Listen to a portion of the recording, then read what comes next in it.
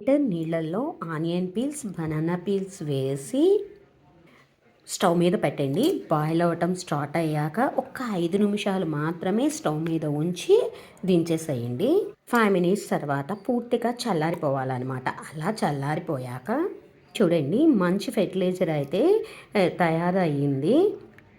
Instant fertiliser అండి ఇది. అప్పటికప్పుడు మన మొక్కలకి ఇచ్చేసుకోవచ్చు అనమాట.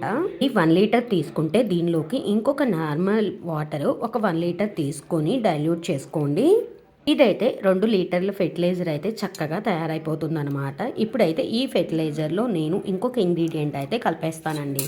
ఈ ఫెర్టిలైజర్లోనికి ఇంకొకటి కలుపుతాను అన్నాను కదా, అదేనండి పటిక. ఇది కిరాణా షాపుల్లో దొరుకుతుంది. దీన్ని ఇలా పొడి చేసేసుకుని కలిపేసుకోవాలి. ఇది పౌడర్ లాగా చేసి ఇలా కలిపేసుకోవాలన్నమాట, బాగా కలిసేలాగా. ఇది చక్కగా ఈజీగా కలిసిపోతుంది. ఇది గులాబీ మొక్కలకి, మందార మొక్కలకి, అన్ని మొక్కలకి 15 రోజులు